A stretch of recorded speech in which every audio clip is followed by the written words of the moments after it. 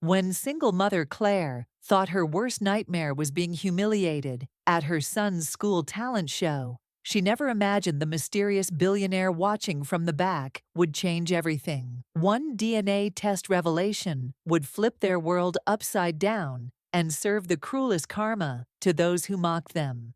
Justice. Smash that like button if you believe karma always finds a way. And subscribe for more unbelievable real-life stories.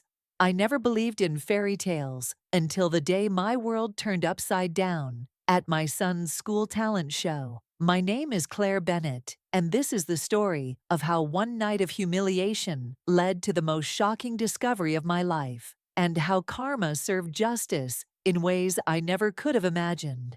Let me take you back to the beginning. I was 28 years old, working 2 jobs just to keep our heads above water in the small town of Millbrook. Every morning at 5 a.m., I'd drag myself to Murphy's Diner, serving coffee and eggs to the same faces day after day.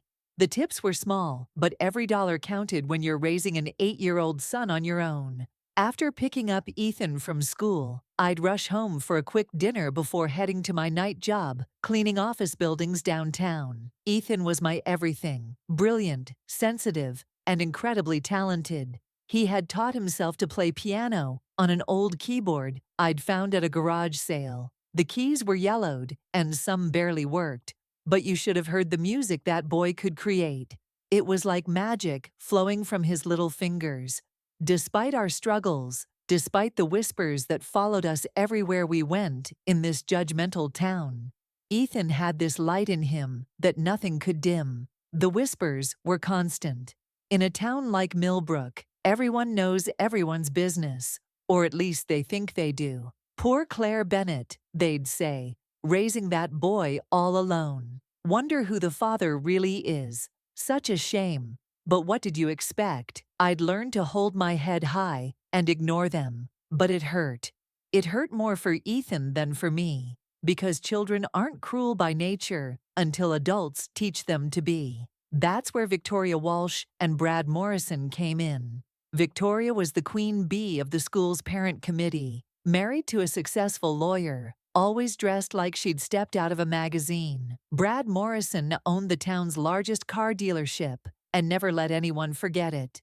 Together, they led the pack of elite parents who made it their mission to remind people like me where we supposedly belonged in the social hierarchy. When Millbrook Elementary announced their annual talent show, Ethan's eyes lit up like Christmas morning. "Mom, can I play piano? Please, I've been practicing that new song, and I think I'm ready." How could I say no to those hopeful brown eyes? Even though my stomach churned, thinking about facing that crowd of judgmental parents, even though I knew we'd be walking into a den of lions, I couldn't crush my son's dreams. I picked up extra shifts for 3 weeks, my feet aching and my back screaming, just to afford a decent outfit for Ethan's performance. While other parents were hiring professional coaches and buying elaborate costumes, I was scraping together enough money for a simple white shirt and black pants from the discount store. But when I saw how proud Ethan looked in that outfit, practicing his piece on our broken keyboard, I knew it was worth every hour of overtime. The night of the talent show arrived like an approaching storm. I put on my best dress, the navy blue one I'd worn to job interviews for the past 3 years, and tried to convince myself that we belonged there just as much as anyone else. But the moment we walked into that decorated gymnasium, I felt the familiar weight of their stares, heard the familiar whispers. Victoria Walsh swept past us in her designer gown, her perfume overwhelming, and her smile razor-sharp. "Oh, Claire, how nice that you decided to participate. I'm sure Ethan will do his best." The way she said it, you'd think she was talking about a dog performing tricks. Brad Morrison was worse, loud enough for everyone to hear. "Well, well, look who's joining the show. Hope the school's insurance covers." Unexpected situations. The laughter that followed his comment made my cheeks burn, but I squeezed Ethan's hand and smiled down at him. He was nervous but determined, clutching his sheet music like a lifeline. Other children paraded past us in their elaborate costumes. accompanied by their beaming parents in expensive clothes, and I felt smaller and smaller with each passing minute. When Ethan's turn came, my heart nearly stopped. He walked onto that stage with such dignity, such hope, and I was so proud I could burst. But then the piano began to act up. The old school piano, probably donated years ago and never properly maintained, started malfunctioning right as Ethan began to play. Keys stuck, notes went silent, and the beautiful music he'd practiced so hard for came out in broken, stuttering sounds. The audience began to murmur, then laugh. Victoria Walsh's voice cut through the noise like a knife. "What did you expect from borrowed equipment and, well, my son's face crumpled. 8 years old, standing alone on that stage, while dozens of adults laughed at his humiliation. I've never felt rage like that in my entire life. I rushed onto that stage, not caring about protocol or embarrassment, and wrapped my arms around my sobbing son.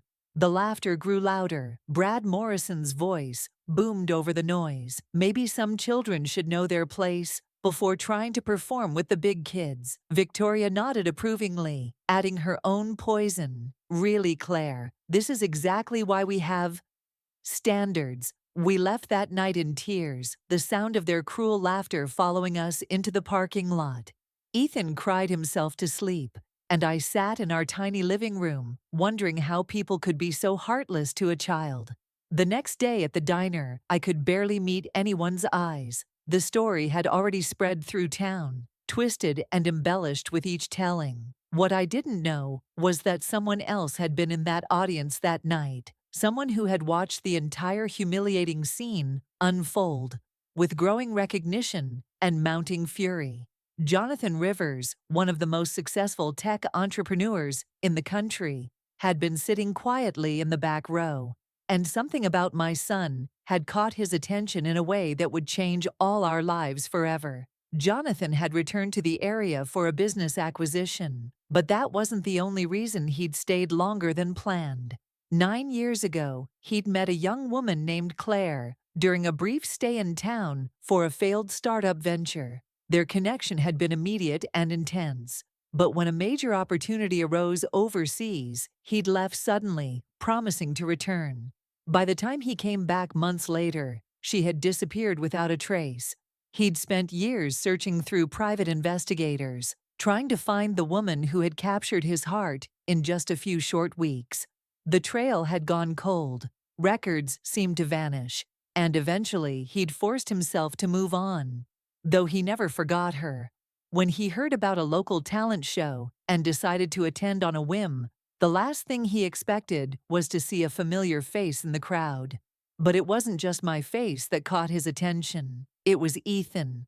The boy's age, his features, the way he carried himself, even his passion for music, struck Jonathan as hauntingly familiar. As the pieces began to fall into place in his mind, he realized he might be looking at his own son. The next morning, I was serving the usual crowd at Murphy's Diner when a man in an expensive suit walked in. He was tall, well-dressed, but there was something different about him. He didn't have that arrogant air that wealthy people in our town usually carried.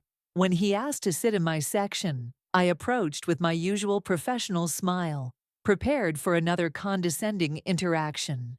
"Claire?" His voice was soft, uncertain. "Claire Bennett."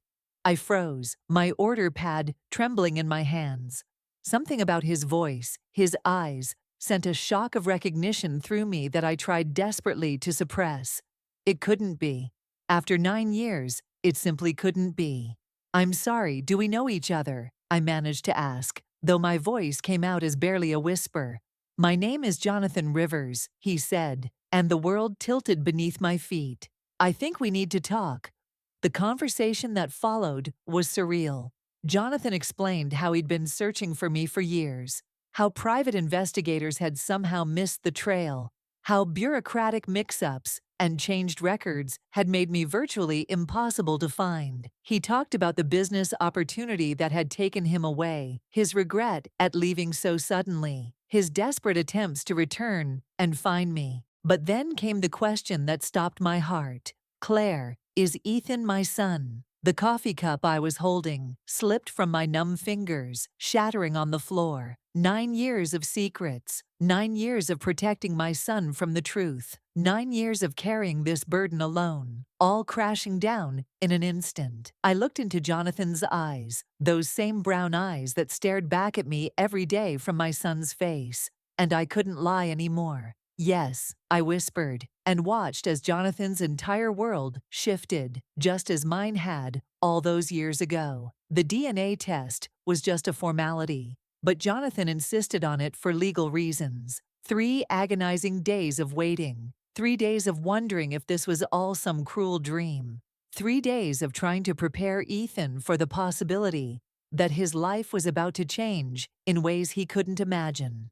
When the results came back, confirming what we all already knew in our hearts, Jonathan broke down completely. This successful, powerful man sat in our tiny living room and sobbed for the 8 years he'd missed of his son's life. Ethan, confused but intuitive, went to him without hesitation and patted his shoulder. "It's okay," my 8-year-old son told his father. "You're here now."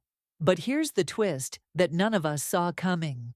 When Jonathan's legal team began the process of updating records and establishing paternity, they made a shocking discovery. The reason Jonathan's investigators had never been able to find me wasn't due to random bureaucratic errors or coincidence. Someone had been actively working to hide my trail, paying officials to misfiled records, bribing clerks to lose paperwork, systematically erasing any trace that could lead back to me. That someone was Victoria Walsh's husband, Robert Walsh, the prominent lawyer who had been handling some of Jonathan's legal affairs during his original business venture 9 years ago. Robert had been secretly in love with me back then, had asked me out multiple times, and when I'd turned him down for Jonathan, he'd been consumed with jealous rage. When Jonathan left town suddenly, Robert saw his chance for revenge. He'd used his legal connections and influence to ensure that when Jonathan tried to find me, every path would lead to a dead end. Robert had been systematically destroying our lives for 9 years, not content with just separating me from Jonathan, but taking pleasure in watching me struggle as a single mother in his own town. He'd been the one feeding information to Victoria, encouraging her cruelty, making sure that my son and I never got a moment's peace. The depth of his vindictive obsession was beyond anything we could have imagined. The revelation sent shockwaves through our small town. Jonathan's legal team moved swiftly, and Robert Walsh found himself facing serious criminal charges for his years of manipulation and obstruction. Victoria, faced with the collapse of her perfect life and the exposure of her husband's crimes, became a pariah overnight. The same social circles that had once hung on her every word now whispered about her family's scandal. But Jonathan's revenge was far more elegant than any legal proceedings. Within a month, he had quietly purchased the building that housed Murphy's Diner and converted it into a community arts center with a state-of-the-art music room dedicated to nurturing young talent. He established a scholarship fund for children from low-income families and made it clear that bullying of any kind would result in immediate consequences. The next school event was a piano recital at the new community center. Ethan performed on a concert-grade piano, his talent finally able to shine without the limitations of broken equipment or cruel audiences. The same people who had laughed at him 6 months earlier now sat in stunned silence as my son's music filled the room with pure beauty. Victoria Walsh was there, sitting in the back, her husband's empty chair beside her, a stark reminder of how quickly fortunes can change. Brad Morrison had suddenly found his business struggling as word spread about his treatment of children. The town's elite social circle had crumbled, replaced by a community that valued kindness over wealth, talent over status. But the most beautiful revenge of all was simply watching my son thrive. Jonathan had moved us into a comfortable home with a music room where Ethan could practice on a real piano. He was enrolled in advanced music lessons with a teacher who recognized his extraordinary gift. More importantly, he was surrounded by love, security, and the knowledge that both his parents would move mountains to protect him. A year later, as I watched Ethan perform at a regional piano competition, Jonathan's hand warm in mine, I thought about that horrible night at the school talent show. The night I thought was our lowest point had actually been the beginning of our greatest blessing. The cruelty we endured had led us to this moment, to this family, to this life I never could have imagined. The people who had mocked us were now living with the consequences of their actions. Victoria Walsh was getting divorced, her social standing destroyed. Brad Morrison's business had failed, and he'd been forced to leave town. Robert Walsh was facing years in prison for his crimes. But their downfall brought me no joy. What brought me joy was seeing my son confident and happy, knowing that he would never again have to endure the kind of humiliation we'd faced that night. Sometimes karma doesn't come like lightning. Sometimes it builds slowly, quietly, until one day the universe decides to balance the scales in ways more perfect than we could ever plan. The wealthy, powerful people who had tried to crush the spirit of an 8-year-old boy found themselves powerless against the love of a father who had finally found his way home.